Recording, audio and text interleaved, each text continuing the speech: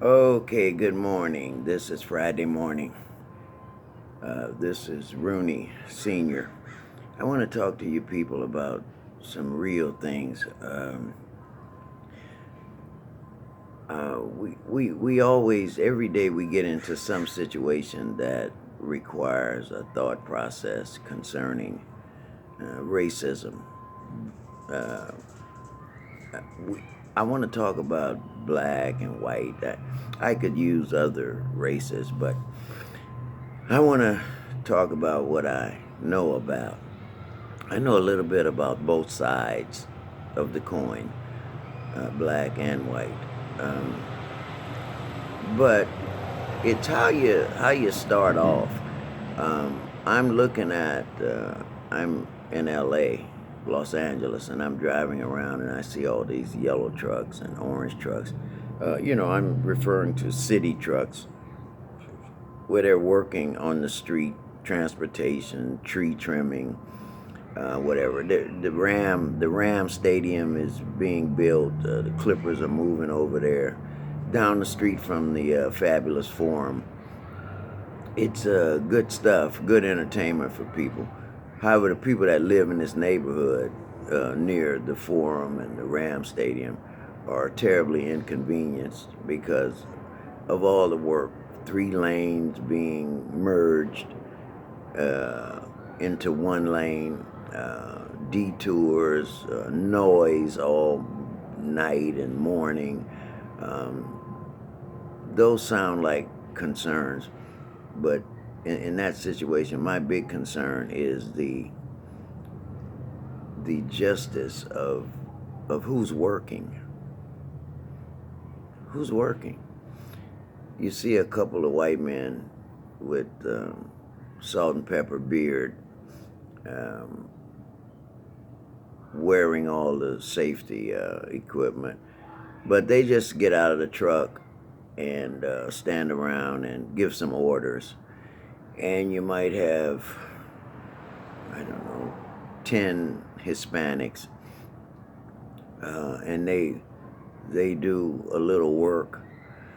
Well, I'm not downing the work they do. Don't get me wrong. Whatever work they do, it's compensated. It's scheduled and all that.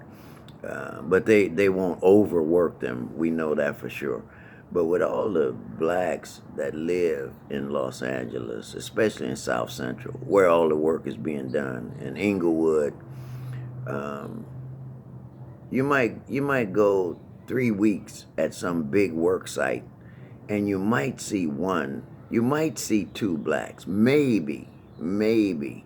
I've taken pictures. I'm uh, saving too many photographs on my cell phone. I got to delete some of them, but I just take them. I should publish them and post them, but anybody who's been to L.A., Inglewood, they know what I'm talking about is real. A lot of blacks live in the neighborhood but can't get a job. But see, things start off. I never, applied for a job with the city or anything, but I'm just thinking about many years ago. I was 15, maybe 16 years old, and back in the day, Vermont Avenue and Manchester, that area had a lot of stores, um, a lot of markets and stores, J.C. Penney's, uh, a lot of stores, and I lived on the east side. So I remember my mom giving me some money in August or early September and asking me to go in Vermont and Manchester and buy some school things for my 2 sisters, both younger than I was. So one Saturday, I get 4 of my friends. We lived in the Avalon Gardens. Wadey Benson, uh, Lucky, Poncho, and I get them and we catch the bus and we go in Vermont and Manchester. Now somebody, I don't know, at 15, 16, somebody was brought up the subject of marijuana. So I forget who. I don't remember those details. Somebody had a little weed, and it was four of us, teenagers. We wanted to find a place where we could roll a joint. We didn't do blunts and all that crazy stuff. We just got zigzag and rolled a little joint. So we were walking on Vermont, and back in those days on 81st in Vermont, Pepperdine University was there. The facility is still there. It's Reverend Price's church. They call it the Crenshaw Dome or something like that. It's a really big facility. It stretches out from Vermont Avenue, going west past Budlong, all the way to Normandy Avenue. But we were near the Crenshaw Dome, and I guess 15, 16 years old, we might have looked suspicious, but we were standing by the wall, and we were trying to roll a joint. A police car pulled up, and when they get out of the car, it's, halt, don't move. It's a scary situation. We're black kids. The cops are two white cops. And we're scared as hell, nervous. So whoever had the joint and the zigzag, they crushed it up, and it was only one joint and a little joint. So just doing like that and throwing it on the ground, there was probably no evidence, not enough evidence to be investigated anyway. But the cop, he saw somebody throw something, so he's on the ground trying to pick up a couple of seeds and a stem and little pieces of zigzag. He picked up something, I don't know. But I asked the cop, what are you stopping us for? And he's in an angry voice, shut up. I asked the questions here. And I said, well, I'm just one. Shut up, I said. You just answer. I'm asking all the questions. And I'm telling you people this story because some people hear about it and read in old newspapers. Luckily, I'm an old guy, but I'm still here, and I don't have dementia. And I can remember and kind of tell people what was going on. None of that attitude, the gruff, rude, crude, violent vocal signals coming from the police. None of that was real odd. I'm talking about in the 60s, okay? 1960s. That was kind of normal. So nobody's eyebrow went up too high. They're talking to us. But I keep talking, and I said, well, you got to have a reason for stopping us. And I had been to a Black Panther meeting, and I knew about a writ, a 1538.5, which says that the police officers have to have a probable cause for stopping you or detaining you. And there are two writs that go together. The 1538.5, which is the having probable cause, and the 995, which is illegal search and seizure. And those things are just finding a place in my memory bank, at 15, 16 years old. So I'm asking the cop about those things. He really gets pissed off. He grabs me like you see on a movie, on TV, he's, shut up, who do you think you are, some jailhouse lawyer? Well, I'll show you pictures of me, but at 15, I probably looked like I was 11 years old anyway. Jailhouse lawyer, so I'm just using words, talking about the King's English, but it's all crazy. And then he says, something I said got his attention because he looked at his partner and he said, Hey, did you guys hear that goddamn gunshots? Nobody heard no gunshots. We looked at each other. No, we didn't. Shut up, man. We heard gunshots. That's why we're stopping you. So he's taking care of the 1538.5. And soon after, the 995, the illegal. He's taking care of that too, the search and seizure, because he's searching us right after he says that he heard some gunshots. So he says to all of us, put your, interlock your fingers and put them on your head. Okay, turn around. Face that wall.